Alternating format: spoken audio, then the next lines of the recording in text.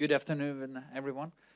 Some of you have probably hoped to see Mark Lantain here today, but I think his plane is delayed, so I've been asked to moderate this session. It's a great pleasure for me to do that. My name is Ulf Sverdrup. I'm the director of NUPI. I just returned back from China after discussing China-Russia relationship. I'm not an expert in the field, but maybe I know a few things. The seminar today will deal with the evolving Sino-Russian relationship. And I think there are lots of issues there that we have to discuss. Some of us wonder about the nature of this relationship. There's an economic element to it. It's about energy agreements. It's about trade. It is also a strategic component to the relationship. We see recently increased number of military exercises together. It's also a political relationship where we have a huge number of political meetings, summits, signings of declarations. It's about the future global governance and the future world order and perspectives on legitimate governance. The Russia-China relationship could also be seen as part of regional policy, particularly in Russia, where there is an effort to try to strengthen the Russia Far East regions, and also for China, it's about regional policy. It's about Central Asia, where China is pursuing one of its biggest foreign policy initiatives or development initiatives, the Belt and Road Initiative, connecting China with Europe, passing through Central Asia. And that's also passing through the new Eurasian Economic Union organized by Putin. So this Russia-China relationship is also unfolding in a changing geopolitical context, where some see Russia's turn towards Asia as a turn away from Europe, particularly after the Ukraine. Others see it as not so much related to these more short-term developments, but part of a long-term development of also developing its eastern part. Now, this seminar today, we will discuss some of these topics, or not we, I think it will be Yun-Sun, who will be has been generous to come all the way from the U.S. To share with us some of the thoughts on this. I should say that this seminar will be streamed, so bear that in mind when you join in our conversation later on. After I have finished here, I give the floor to Yun-Sun, and she will talk for around 25-30 minutes, and then we open the floor for general discussion, and we aim to continue until 3 o'clock, when we should be finished. Now, Yun-Sun is an excellent expert on the topic today. She's a senior associate with the East Asia program at the Stimson Center. And she's also a non-resident fellow of the Brookings Institution. If some of you have read her CV, you see she has worked a lot on various issues on China's foreign policy, U.S. China relationship, and China's relationship with neighboring countries. So, with no further ado, I'll just give the floor to you. Welcome to NUPI. It's a great pleasure to have you here. Look forward to your presentation. Thank you so much. Please. Thank you. I hope this is on. Yeah. Oh, great. Well, thank you very much for the invitation to be here. My name is Yun-Sun, and I work on Chinese foreign policy in the think tank community in Washington, D.C. That probably tells you more about the focus of my study more than anything. So I focus on both general large strategic issues as well as the nitty-gritty of the details of Chinese foreign policy. As two largest neighbors with each other with both painful historical memories and the strategic trust due to their geographical proximity, the development of relations between Beijing and Moscow has been an interesting issue for study. And I would say that the interest in the issue has also been increasing in the U.S. policy community. So what I will try to do here today is to give you a general assessment of how the Chinese see this relationship and how the Chinese see the pros and cons, the strengths and weaknesses, what they are standing to gain, and how they are prepared for problems in these bilateral relations from the China angle. So generally, from the Chinese perspective, Sino-Russia relationship is currently at its best stage in the recent history.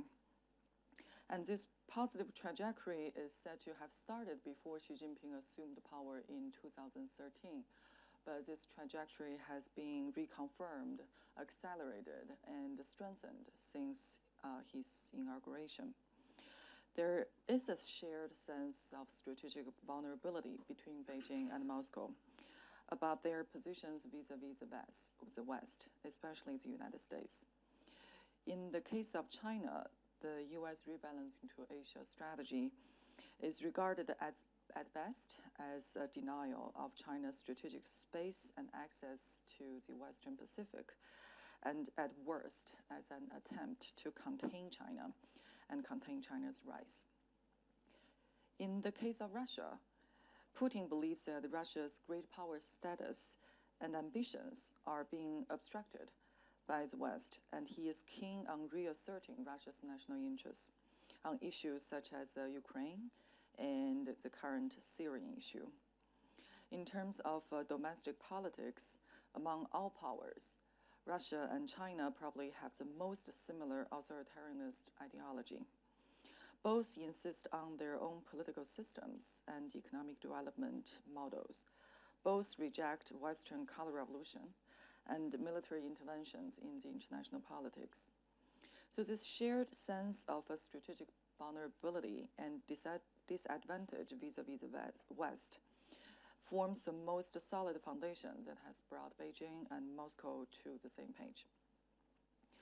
This strategic alignment has manifested itself in many fronts. On the bilateral level, Chinese President Xi Jinping and Russian President Putin have met each other in numerous bilateral settings and multilateral venues in which the two countries have shared membership, such as the BRICS, the Shanghai Cooperation Organization, and the G20. In fact, Xi Jinping and Putin probably have met with each other more often than with any other foreign leaders in the past 3.5 years. They have supported each other on key strategic issues. For example, Russia stated its support of China's position on the South China Sea after the July 12th ruling by the International Tribunal, and participated in the joint military exercise with China in the South China Sea in early September. Among all the 70-plus countries that have stated their support to China's position, Russia's contribution is seen as the most significant and substantive. On the other hand, while China was not politically comfortable with Russia's actions in the Ukraine crisis and annexation of Crimea, Beijing has refrained from directly finger-pointing Moscow, nor is finger-pointing Moscow or joining the Western sanctions against Russia. And in the case of Syria, we know that China has cast 4 vetoes and 1 abstention on the 5 draft UN Security Council resolutions on Syria.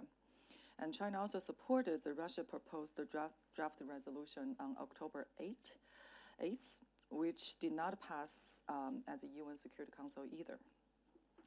In fact, from the Chinese perspective, the economic quagmire that Russia has run into due to the Western sanctions has provided China with the opportunity to exploit Moscow's isolation and to achieve many goals that used to be unthinkable in the past, which we will discuss later. There is a question as for whether China and Russia will become so close to each other that they will form an anti-US or anti-West alliance, like they did in the early years of the Cold War. The possibility of an alliance scenario is small, although there are voices in China, in the Chinese foreign policy community, who see the current bilateral relationship as a de facto or quasi-alliance. The senior leaders in both China and Russia enjoy the strategic support they provide for each other, and they can draw from each other, but without the obligation to and the liability for a military ally. Also, the earlier history during the Cold War attested to the judgment that in an alliance, China and Russia would inevitably get into a competition for leadership. History has taught China and Russia the perils of alliance. Their former alliance damaged both sides' confidence in the wisdom and feasibility of a similar relationship today. However, that does not mean that China and Russia will not align positions on issues of common interests, and such an alignment will enhance the security and economic interests of both countries, and is seen as beneficial to maintain the balance of power in today's world politics. A China and Russia that align positions against the West while maintaining a safe distance from each other would be more effective and efficient than an alliance.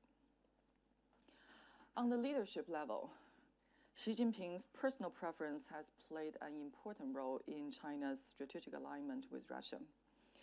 Xi has a revolutionary family background, and in the early years when his family was still in power, he received pro-Soviet education.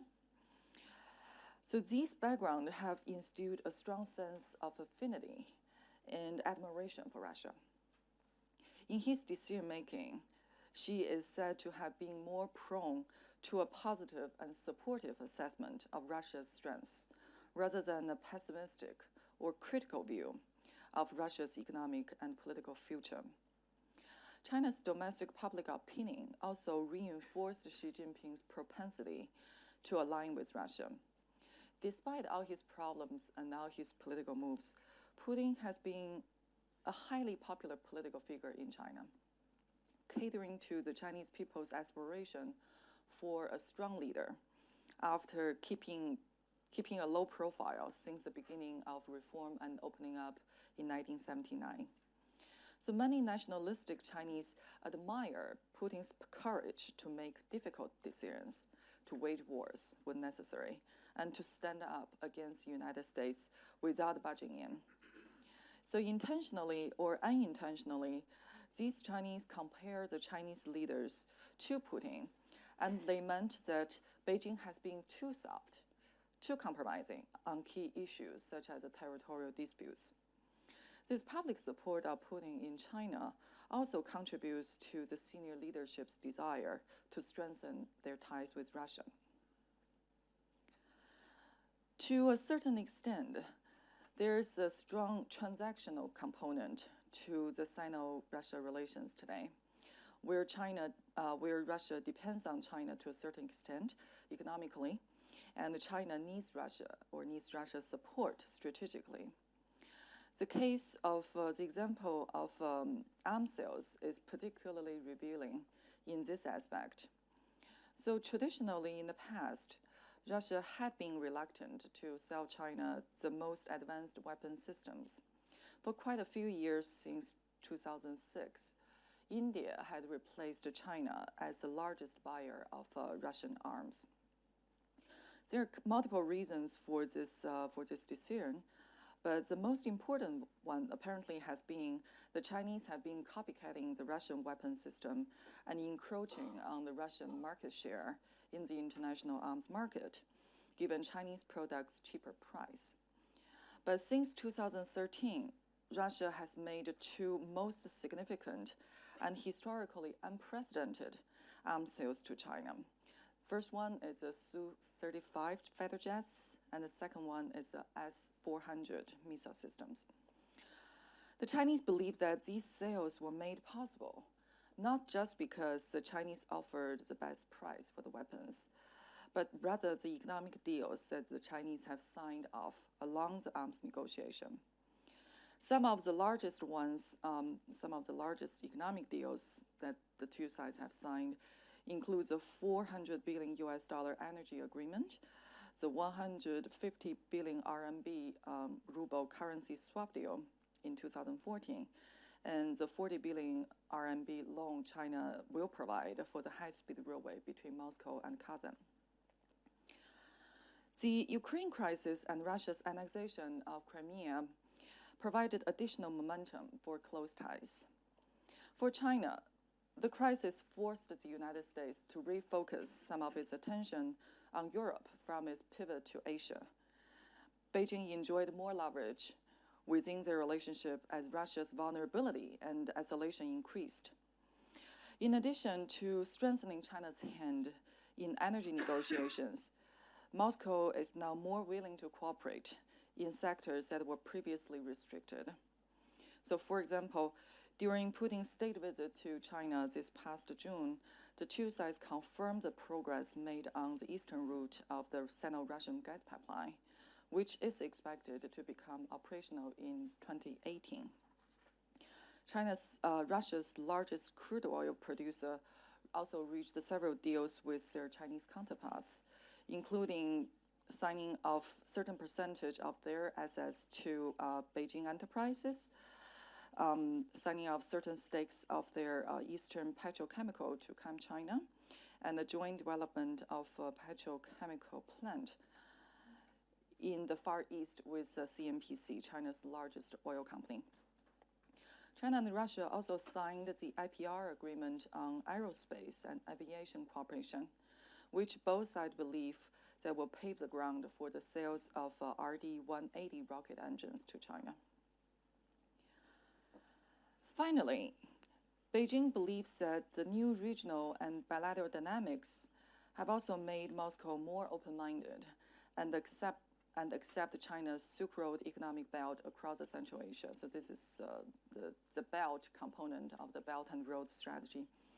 China understands very well that in the early days of the initiative after its introduction, first in 2013, Russia had its suspicion and concerns about an initiative in its traditional sphere of influence. Nevertheless, Russia seems to have taken in the favorable reception of the initiative by Central Asian countries, and now are interested in exploring the benefits for Russia in terms of infrastructure development provided or financed by China. China's Silk Road Fund and China Development Bank have committed some financing for the Moscow-Kazan high-speed railway. Whether they will provide the full financing of $40 billion is another question that we will see. But the other consideration of Russia is to connect and integrate the Belt and Road Initiative with the Euro-Asian Economic Community to prevent exclusivity or Chinese dominance in the region. Despite all the attention paid to Sino-Russian energy cooperation, a major weakness of Sino-Russian relations actually lies in the economic relationship, which is fragile, unbalanced, and lag behind the political ties. While China is Russia's second largest export destination and largest import supplier, the bilateral trade with Russia only makes about 2% of China's total foreign trade. Last year, the bilateral trade dropped by 28%, including 18% drop of Russian export to China. So this trend has continued this year. We know that between January and March, bilateral commodity trade further dropped by 12%. The drop of price of natural resources, especially oil and natural gas, the depreciation of Russian currency, and China's economic slowdown all contributed to this downturn. However, in the long run, how to diversify the trade structure and enhance intra-industry trade is a question that at least Beijing is trying to answer. Beijing is finally finding some comfort in Russia's willingness to open up, even just a little, in its energy and agricultural sectors to China, for example, in the Russian Far East. However, in the long run, the key areas for trade facilitation and trade growth remain to be explored. One highly interesting area to observe in Sino-Russia relations is how the two countries see each other in the international system and whether they indeed see each other as peers. For those who work on U.S. China relations, there seemed to be little question that a G2 system is emerging, and Russia hardly forms a third equally strong pole in the equilibrium.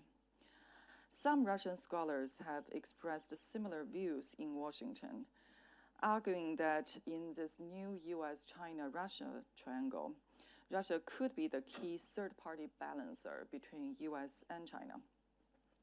However, for those who work between China and Russia, that is hardly the impression. Many Chinese still get a sense of psychological superiority or a sense of condescension from Russia, who sees itself as a big brother and China as a little brother, a follower, and not Russia's peer. The way Russia sees China, they point out, is just like the way that China sees Vietnam. This sense is particularly prevalent in political, security, and military arenas. This reflects a popular judgment in Russia that although China's economic power has grown exponentially in the past several decades, in terms of strategic power and security strength, basically the comprehensive national power, China is still not yet comparable to Washington or to Moscow. Therefore, it will be interesting to see where this bilateral relationship goes. Without major disruption, China will make nice with Russia, using its economic advantage and Russia's strategic disadvantage to maximize gains in areas such as strategic balance of power in world politics, in terms of economic cooperation, and on issues that Russia previously was less willing to collaborate on, such as arms sales and real ownerships or assets in Russian energy assets. On political and security issues, we probably would see China and Russia supporting or echoing each other more than ever. However, a key question is whether the Russian economy could carry on without major disruption. And if it does run into major issues, how that would change the nature of the Russian politics and economics, and how that would change the nature of Sino-Russian relations, although that will be a separate topic for future studies. So that's all I have to say. I'll stop there and look forward to a discussion. Thank you.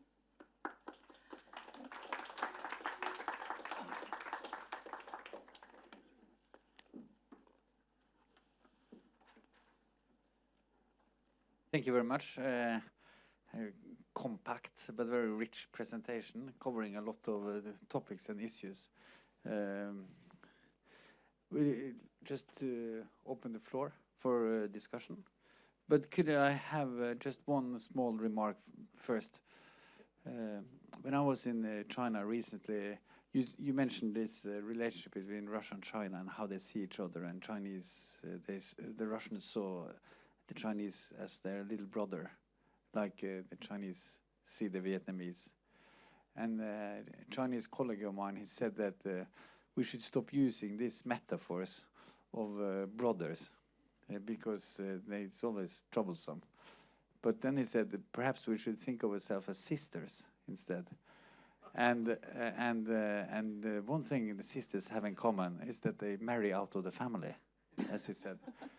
Basically indicating that for China, the relationship to the U.S. and to Europe was also much more important. But as a hedging strategy, the relationship with Russia is a key element. So I'd like to just, if you can maybe discuss a bit on how do you see the relationship to the U.S. and to Europe as compared to Russia. Thank you. Sure. In terms of economics, China's trade relationship with the United States and with Europe certainly outweighs that with Russia. But then there's a political component to it, that from the Chinese perspective, who is China's largest national security threat? It used to be Russia during the late years in the Cold War. But in today's world, China certainly does not see Russia as the biggest threat to China's national security.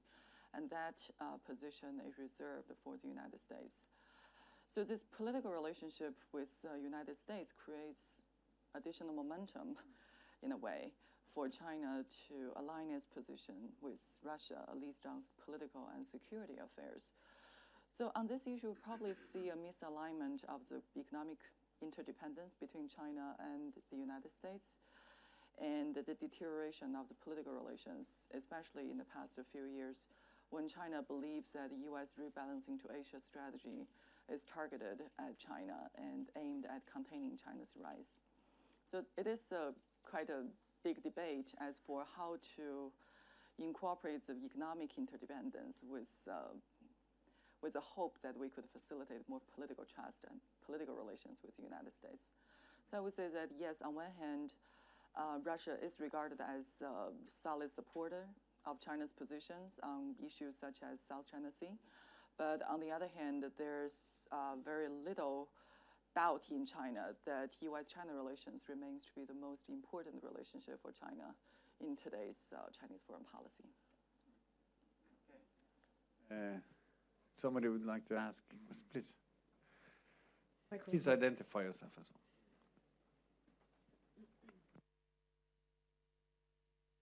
My name is Tom Roseth, Norwegian Institute for Defense Studies.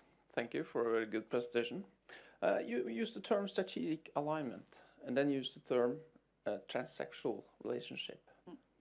What do you label the relationship? Bobolo, in his eminent book on Russia China, said that it was not a strategic partnership, more a convenient, pragmatic partnership. But much has happened since 2008. So what's your assessment? Thank you. My assessment, thank you very much for the question. So there are different components to this relationship. What I would say is this is alignment, but not alliance. And there's very little intention on China's part, and to my knowledge, on the Russians' part, to form an alliance with each other. But this does not prevent them from forming alignment in terms of their positions on issues such as North Korea, for example, or issues such as South China Sea or Syria, when those issues are important for either China or Russia, that they do echo each other's strategic positions and they try to provide support to each other in the international affairs. But within the framework of this bilateral relationship, we do see a lot of transactional component to it, which probably provides another reason why they cannot afford to have an alliance with each other, because that requires a much higher level of commitment without it being transactional per se.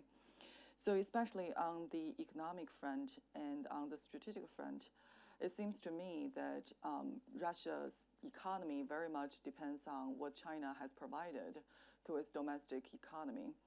But on the other hand, China does not feel shy from drawing the strategic support that it requires from Moscow. So there's an interesting question as for how long this alignment will go. And my answer is it will go as long as the United States remains a bigger threat for both China and Russia.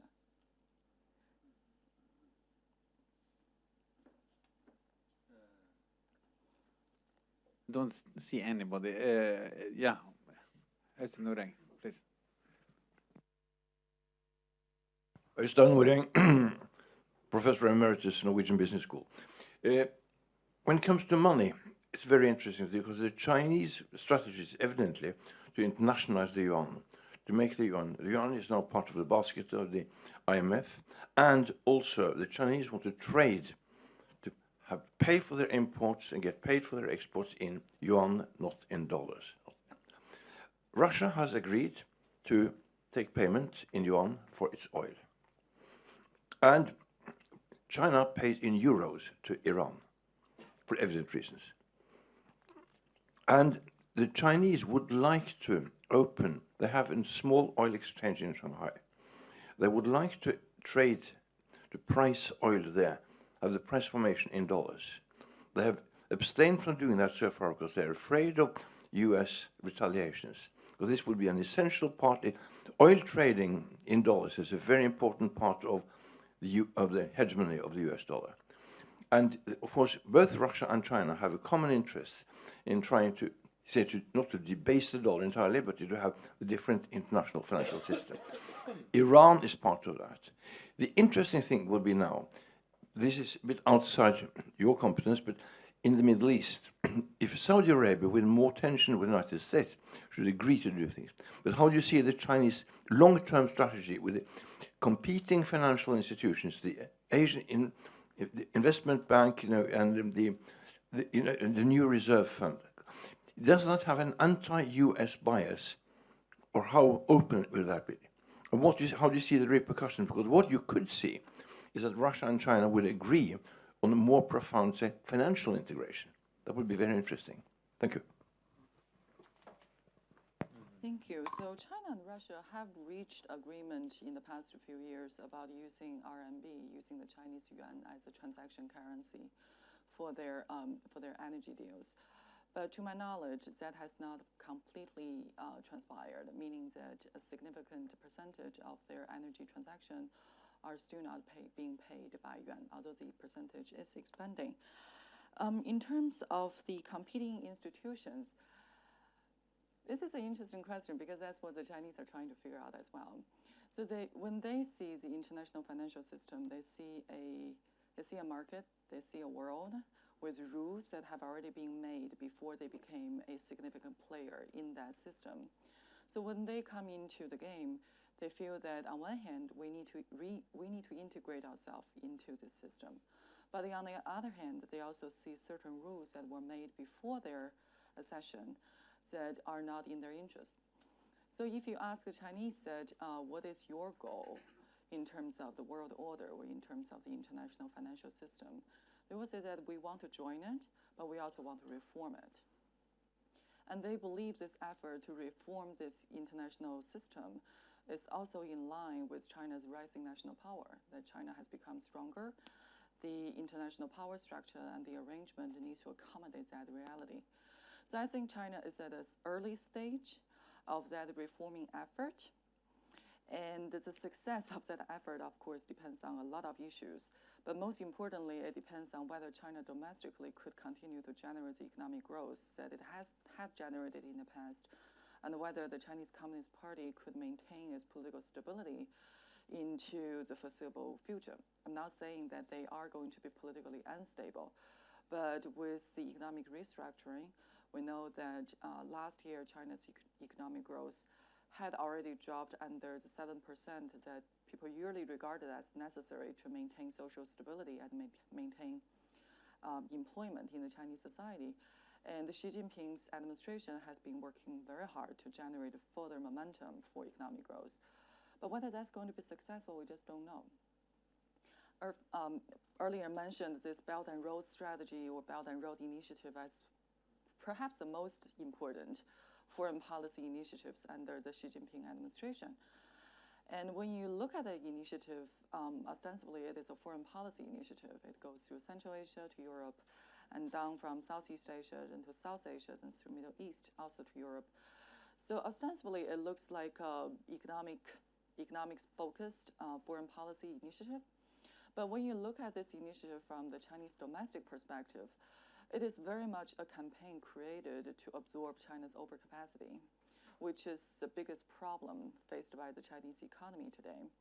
So there are questions in China as for whether the Belt and Road is politically wise, because China is basically launching into territories that in the past it hardly knew about, and whether these investments are going to be commercially viable, thinking about the political risks associated, thinking about the long term of the infrastructure projects and the low interest rate generated from the infrastructure projects.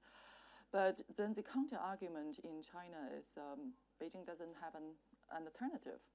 That if they are going to absorb this overcapacity created since 2008 by the steroid of the 4 trillion RMB domestic stimulus package, this capacity has to go somewhere. And the Chinese domestic market is already quite saturated in that sense. So the Belt and Road is also regarded as a key component to the solution of the economic problem that China is in today. So put that all together, I think China is trying to reform the international economic system. They're trying to fight for what China and Russia calls a more just and more democratic international economic order. But whether that's going to be successful depends on a lot of factors. Over here, Indra. Hi, my name is Indra Øverland. I work here at NUPI on energy issues, and especially on Russia. And it strikes me that both in Russia and China, which I don't know so much about China, but it strikes me that maybe there is sometimes some kind of antipathy towards the West, towards the U.S., some tensions, and some discussion of various kinds of pivots and new cooperation and so on. But that, and this is to some extent attempted, realized at the economic level, turning, the two countries turning each other. But I'm wondering about the social and cultural level, whether it seems to me that the elites of the two countries still look to the West almost exclusively for education of their kids, to place their private savings, or whatever we should call them, and in terms of the entertainment, films they watch and stuff like that. So do you see any change in that? Do you see Russians sending their kids especially to China, or Chinese sending them to Russia to study or so on, or are they all trying to get into Harvard and Oxford and Cambridge and so on? Thank you. Thank you. Well, not to put private savings in Russia is probably not a bad idea. In terms of the social exchanges and the cultural exchanges, that is indeed a very weak leg of these bilateral relations. That you see the Chinese businesses doing business with Russian energy companies, and you see the top leaders from both countries meeting with each other. But on the people-to-people level, the exchange seems to be very much lagging behind the bilateral relations. We probably see more in Russia's Far East, where the population is scarce, and there are quite a large number of Chinese immigrants into the Far East, and they do mingle, they do get assimilated into the local community. But that I would say is a unique case between China and Russia, and the Russian government is certainly not completely comfortable with what they used to call the yellow peril in their Far East. In terms of education, language is a big problem. In Chinese system, English is a required course. It's required in the Chinese curriculum, starting from the junior high school. And a lot of primary school starts early in their English education of the Chinese primary school students.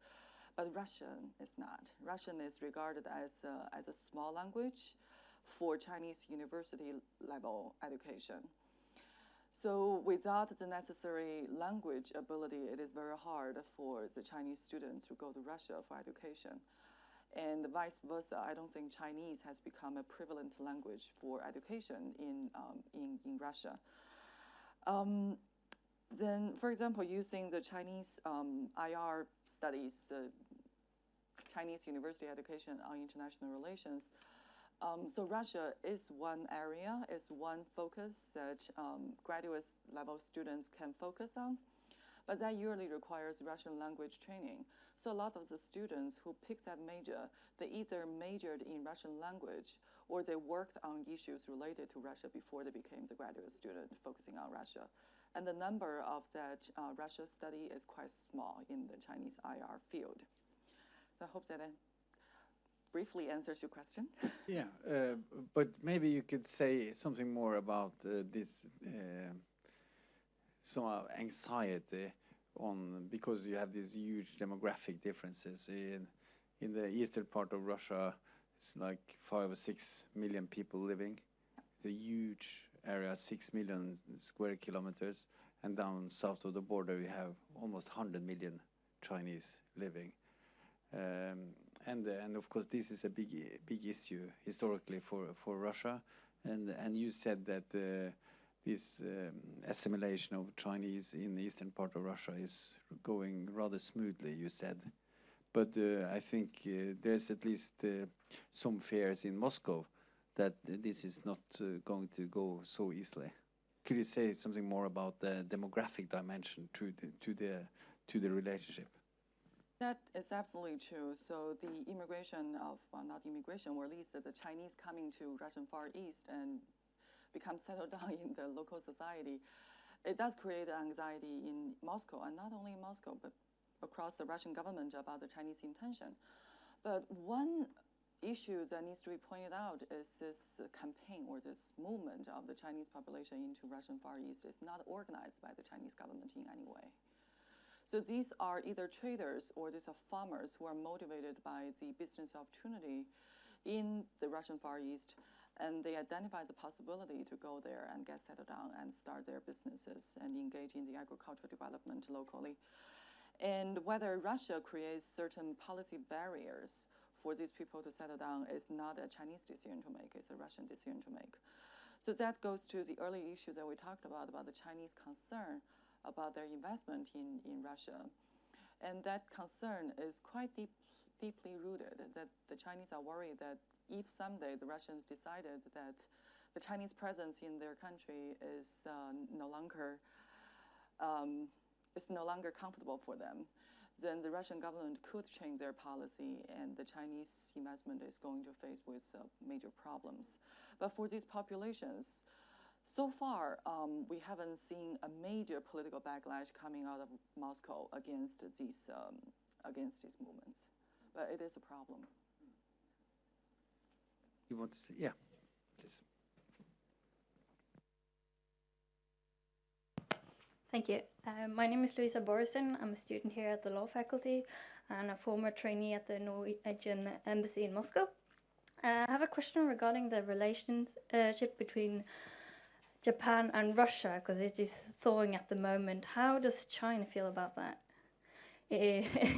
Especially in regards to that Russia hasn't really taken a stance on the regional conflicts between China and Japan.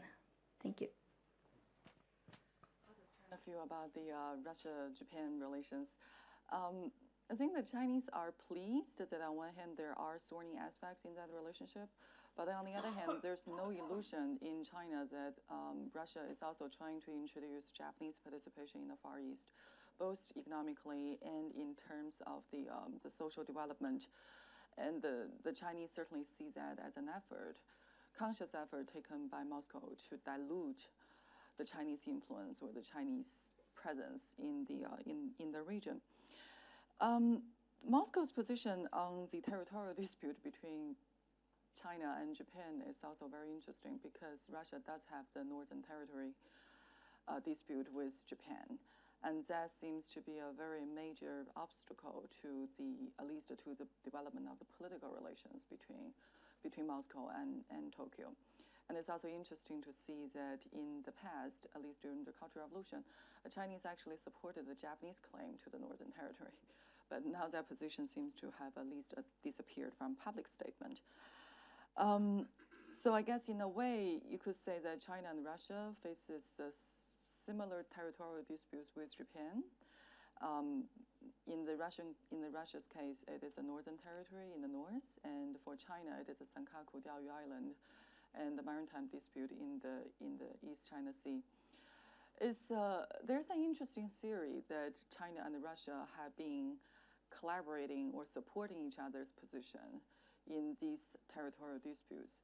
And the most interesting example that people do cite is the incident that earlier this year when the Russian naval vessels went into the contiguous water of 24 nautical miles of Diaoyu Senkaku Island in the East China Sea, and they were followed by Japanese vessels, and then they were followed by the Chinese vessels.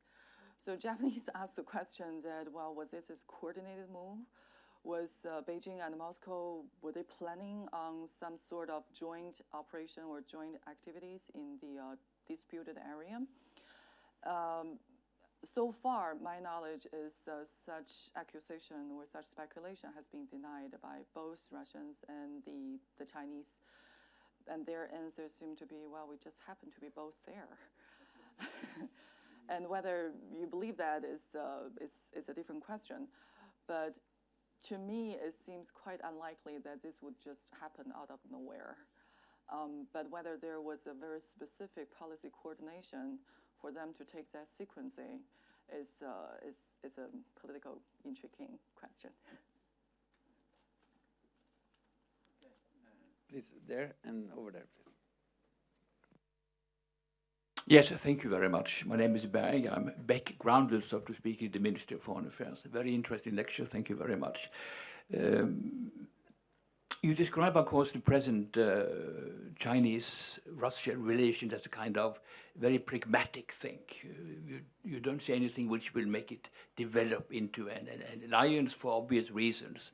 I have two interrelated questions. One question would be, do you see any possible future trends in the international relations things which could possibly change this present relationships? It's kind of unfair question, I realize that, but I tried anyhow. And my second question would be, of course, Russia and China is two countries, but of course they're not monolithic sizes, so to speak. So do you see in any way different options or different views among the nomenclatura, as we used to say in Russia or in the Chinese deciding political circles, how to arrange their relationships with Russia? Are there groups inside any of these countries which would like to press a little bit further, or vice versa, to hold it back a little bit? Thank you. Wow, big strategic questions. Very hard to answer. First of all, what the future trend, what would change the relationship? Since I work on China, I'll speak from the Chinese perspective.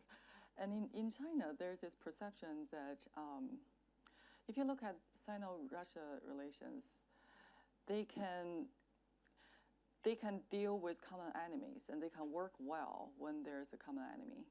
But when there's no such common threat, that's when the bilateral relationship get into problem. So to a very large extent, when we look at today's current Sino-Russia relations, there is a very strong component of a threat perception that U.S. is encroaching on both Russian and Chinese strategic space. So that is a very strong, I would say that's probably the foundation that brought them together. So in the future, if the international balance of power is going to evolve in a way that Russia and China no longer faces a common threat, and they probably will see each other as problems rather than blessings, once again. But when that is going to happen, we don't know. The other question about the monolithic view on Russia in China, I'll speak on China. There are different views, and there are, once in a while, you see this very nationalistic analysis or piece in the Chinese policy community or in the Chinese media about basically the tone is no matter how much we hate the Americans, it is the Russians who have taken most of our territory in history. So there is a strong component from the nationalistic Chinese that Russia owes us this territory, that we signed off to them when we were weak. And most recently in 1990 under President Jiang Zemin, who basically confirmed all this lost territory with Russia. So there are different views in China, and there are complaints about whether China is not getting what it deserves in these bilateral relations. But here, I think it goes to the political culture of the Chinese political or Chinese foreign policy making today, that the system very much looks to the senior leader for their position. There's a joke that these days Chinese foreign policy community try to speculate on what the leader wants to hear and then produce corresponding analysis. And so far, the judgment is that Xi Jinping personally has affinity to Russia, and he has a personal admiration for Russia. And there are also speculations about Xi wanting to become a strong leader like Putin. When he saw the popularity that Putin enjoys both domestically, well, Putin's popularity is still pretty high despite all the economic difficulties that Russia has run into. So when you look at China's senior leaders' preference coming to their Russia policy, it is not difficult to understand why those different voices are more or less silenced in the Chinese policy community. For example, the Chinese energy companies, a lot of them have complained about the Russian dragging their feet in their negotiation. They sign an MOU, but then there's no follow-up. They agree to something, but then they drag their feet and they negate on their previous commitment. And the actual operationalization of the energy deals between China and Russia is a long, painful process of 2 steps forward, 3 steps back. Well, maybe 3 steps forward, 2 steps back. So there are complaints in the Chinese energy, the business communities about Russia as well.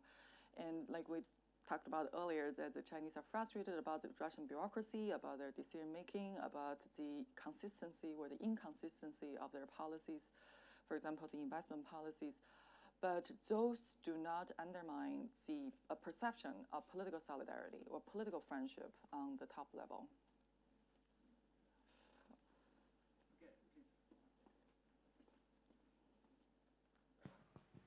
Thank you for your presentation. I'm an international student from Norwegian School of Management. I'm from Kazakhstan, and in Kazakhstan, we see Russia and China competing to influence our president. But recently, there was a change of power in Uzbekistan. Now, how do you see this balance of influence changing after the Islam Karimov passed away? Thank you. I have to confess that I'm not an expert on Central Asian politics, but to my knowledge of the Chinese foreign policy, they do understand that the Silk Road Economic Belt represents a Chinese expansion of influence or strategic influence in Central Asia. And there's a very strong recognition in China that this is Russia's traditional sphere of influence. So what China does in the region, one, must incorporate Russia's preference. Two, it must provide enough economic incentive for the local government to be receptive and to be comfortable with what China is doing. But I would love to look into the question more, and we can exchange business cards, and I'll let you know what I find out. Just one small. I think that if China is becoming more active in that region, it's fairly evident that they will have at least some shared security concerns, Russia and China in the region, if Chinese are investing more. And then there will be a discussion about what kind of division of labor would there be on taking care of the security issues. Could I have just one question? Because, you know, in Norway, a lot of people are concerned about the Arctic and the high north. And of course, Russia is the most important country in the high north, controls the biggest land and sea area. And recently we also seen China taking a slightly more kind of proactive role in Arctic policy. And part of that is related to global issues, but also there's an Arctic dimension to the China-Russia cooperation, also in the field of energy. And probably what we'll see in kind of shipping out of minerals and resources from Russia will come partly from the Arctic. So could you say something about Arctic cooperation, Arctic issues in the China-Russia relationship as you see it?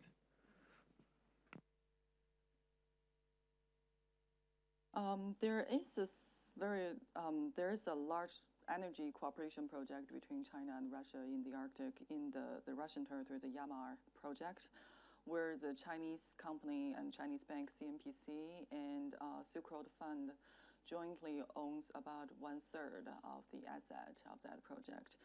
And it is said that there are more Chinese banks and Chinese energy companies are interested in owning more of the project, but whether Russia will allow for it, we will see.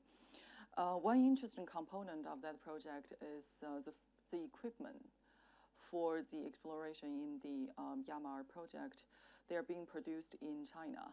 So they're being produced in China in bulk and shipped to Yamar for installation. So from the Chinese perspective, this project does not only represent a Chinese stake in the energy assets in the region, it also represents the Chinese being the builder or being the contractor for the construction of the project. And to my knowledge, that is the most important project on energy in the Arctic region between China and Russia. But China's position on the Arctic development is quite interesting.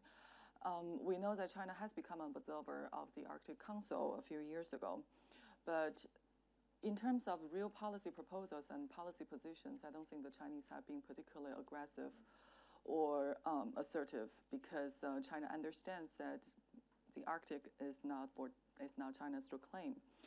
But there's this comment from the Chinese policy analyst on Arctic issue, which I thought is particularly revealing about China's policy towards the Arctic, which is we understand that we are not the owner there, but we don't want to be left behind if there's anything that we can claim. And that probably tells you more about why China tries to portray the Arctic issue as an issue for the whole mankind, either through the climate change perspective or the global commons or the ship routes through the Arctic, the northeast route through Russia. So the Chinese will try to portray the Arctic issue as a global issue. Therefore, China has a vested interest and has a legitimate ground to claim a role and claim a policy in the process. But that starts with the assumption, with the understanding on China's part that China is not an intrinsic member or owner in the Arctic region. It's over here. Hi, my name is Heidi, and I work for a newspaper. I was wondering if you could comment some more about the speculations that Xi Jinping is looking to hold on to power beyond 2022, and that maybe he's taking some inspiration from Putin. That is a popular speculation, and the Chinese Communist Party is going to have its 6th plenary meeting later this month. And we will see whether they will produce or they will pronounce an heir apparent through that plenary session, because if there is one crown prince to be groomed in the next 5 years, he, or most likely he, will be announced at the meeting. There are a lot of speculation about Xi Jinping trying to stay on power. Even in the U.S. policy community, it has been discussed more and more as an increasing possibility for the Chinese politics. But we do know that Xi Jinping has pretty much has pretty much disrupted the collective leadership that was formed before him. So under Jiang Zemin and Hu Jintao, the Chinese Communist Party was basically based on a collective leadership. So as the Politburo Standing Committee members on the top level, they share the leadership or they jointly make decisions. That is no longer true in today's politics in China.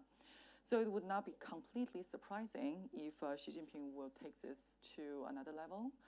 But whether it is a good move or it's good for the Chinese politics is a different question.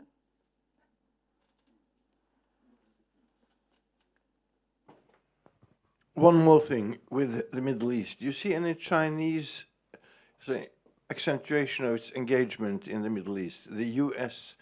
relations with both Iran and Saudi Arabia are deteriorating, and there's an opening. You see that Mr. Putin is active in the Middle East. He has good relations with both Iran and Saudi Arabia.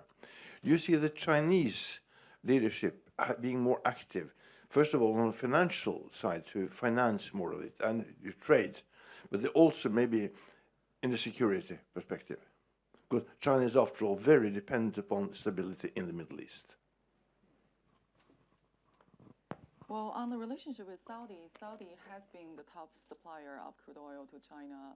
At one point last year, I think Russia surpassed Saudi as the largest supplier. But then this year, Saudi reclaimed that crown, that leadership status. In terms of China's policy towards Middle East, I remember this discussion back in 2013 when the Belt and Road strategy was first announced in China. And there were a lot of criticisms in China about it. And one key focus of the criticism is Middle East is such a kind of worm. Do we really want to get into it? So that theory does not only apply to the issue of Afghanistan, which China has to get involved because of the national security or the homeland security concern, but in terms of Middle East, it's not in China's immediate periphery. It's not on Chinese border.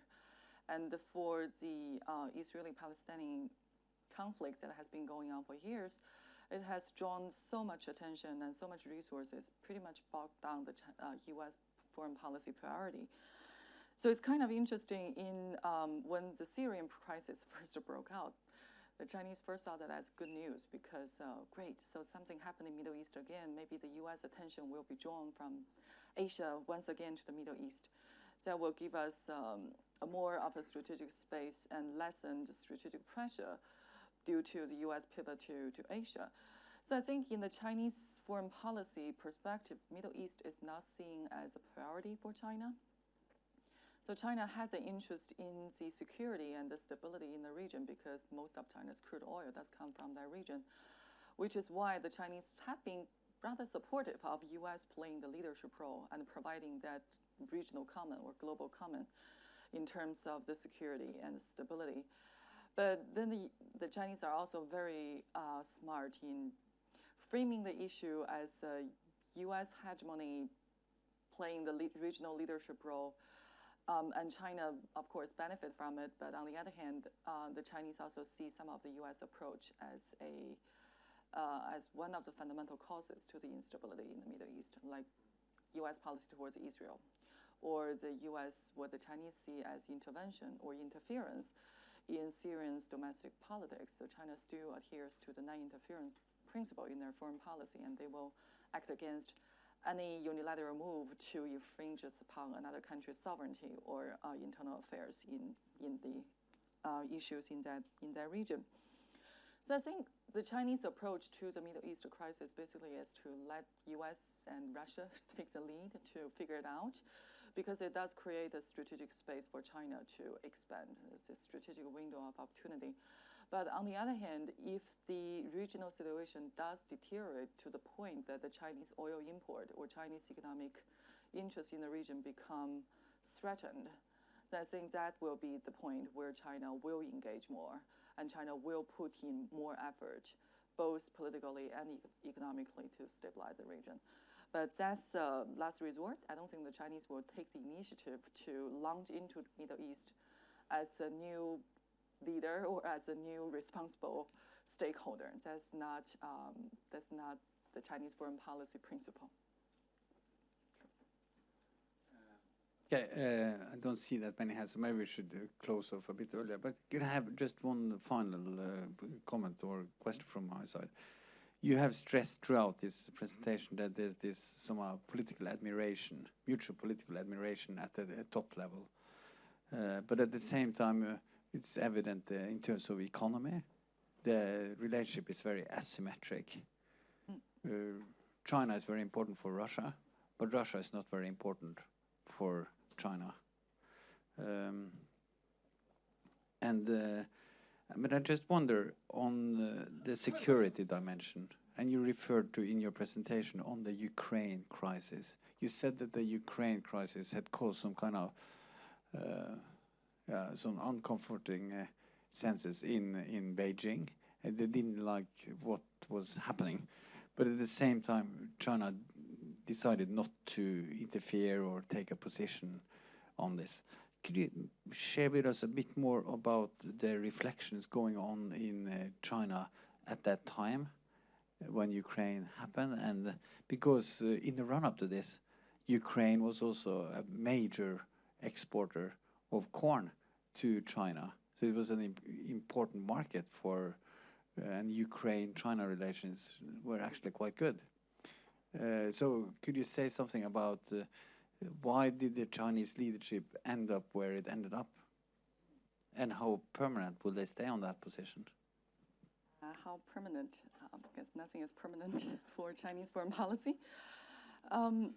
In terms of Ukraine, Ukraine is regarded as a very good friend of China for all the arms sales that they could not obtain from Russia, and for all the arms technology that they could not purchase from Russia. Ukraine was the one that provided a lot of the sales to the Chinese, and the Chinese have been extremely satisfied with that relationship.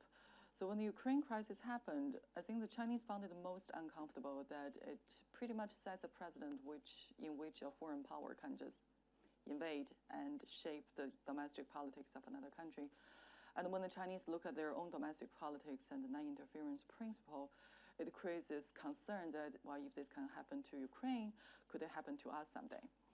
And the annexation of the Crimea also sets a bad precedent in China because, well, we know that Xinjiang Uyghur Autonomous Region and the Tibet Autonomous Region, the Chinese government are facing some quite significant challenge from both within China and outside China about their legitimacy to hold their territory. So the question for the Chinese is if this could happen to Ukraine and if China acknowledges as legitimate, then what if in the future it happens to China? So this precedent will be applied to China in a worst case scenario. But I think the Chinese also made a very strategic judgment about, first of all, about the power politics involved. That Ukraine was more or less was regarded as a weak power in this whole equation.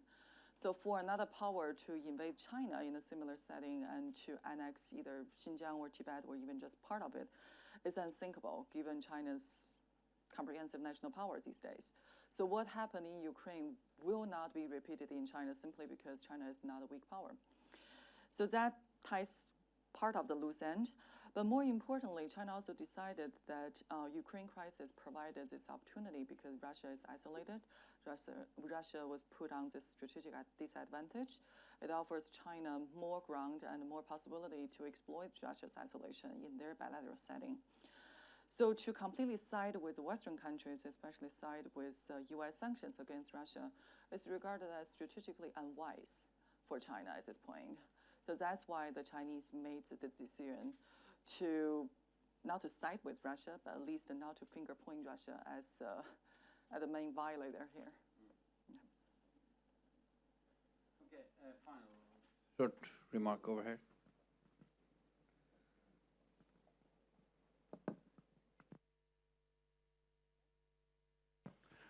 Thank you. I would have one final question pertaining to Chinese, American, U.S. interest as they relate to the South China Sea.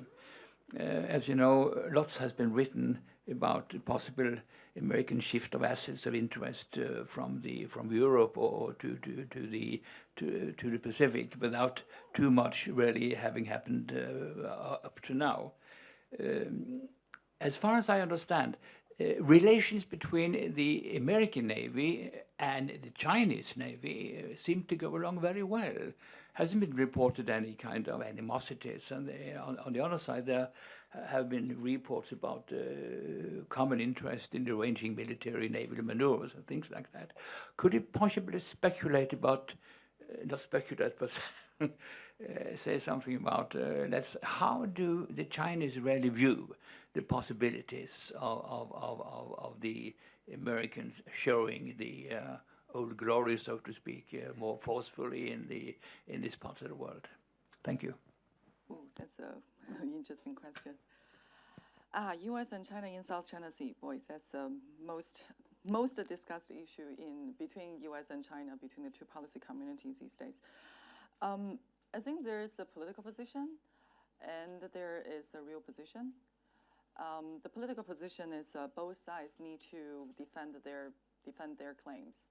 The U.S. claims that we have intrinsic right to the freedom of navigation in this area, and we're not going to stop.